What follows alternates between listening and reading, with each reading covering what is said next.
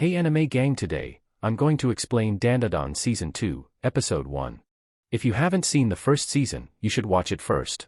This episode begins with Momo relaxing in a hot spring, but then some creepy people show up and try to harass her. However, before they can do anything, the place collapses. After the place collapses at the hot spring, many people arrive and apprehend the suspicious individuals who were from the Keto family.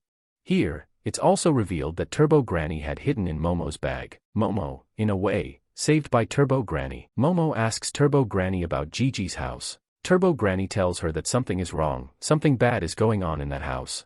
Meanwhile, Ken and Gigi find a blank wall in the house with many talismans hidden inside.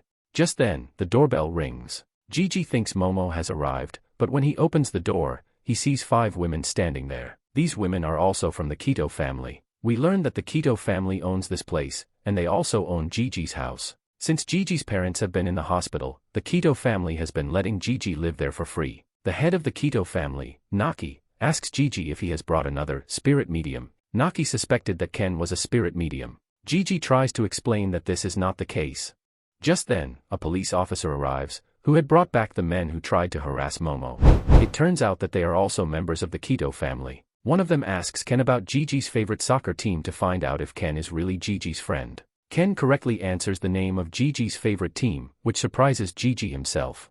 Ken learned about his favorite team from a poster in Gigi's house, not from Gigi directly. Naki then asks about the girl who came with him.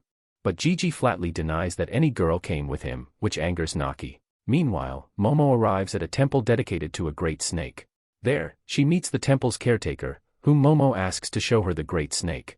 The caretaker takes Momo inside the temple, where they find only a small piece of the great snake's skin. Seeing this, Momo is disappointed.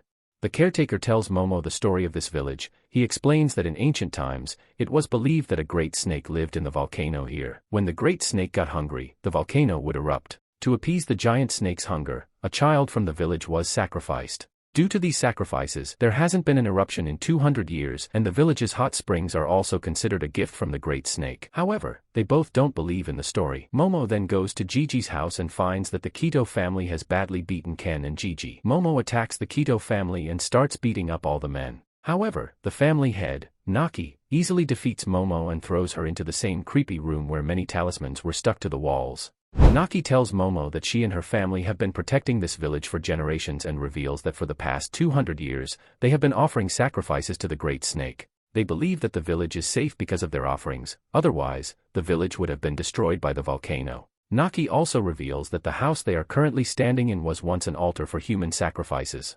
Over time, houses were built on this site, which the Keto family also took advantage of. They would bring families to this house and offer them to the great snake. And now, the Keto family intended to feed these 3, Momo, Ken, and Gigi, to the great snake. Just then, Momo starts to sink into the room. Momo tries to get out, but the Keto family blocks her way. Ken and Gigi then attack them, throwing them into the room as well, and try to pull Momo up. But then the floor collapses, and they all fall down. They see that there are many houses down there. Then the great snake appears, which is very large. Naki tells the great snake that she has brought offerings for him and that she has been bringing offerings for the giant snake for over 200 years. Turbo Granny reveals that she is a Karagari, and Ken reveals that he is a Mongolian deathworm found in the Gobi Desert. This is a mythical beast that eats humans, but Ken was a little shocked by its size because deathworms are usually 1.5 to 2 meters long, but this one was huge. Then the great snake attacks the Keto family and eats some of its members. Gigi, Momo, and Ken decide to hide in a house. Gigi starts to enter a house and tells Momo and Ken to follow him, but when Gigi turns back, he sees that Ken and Momo are behaving strangely. And with this, the episode ends.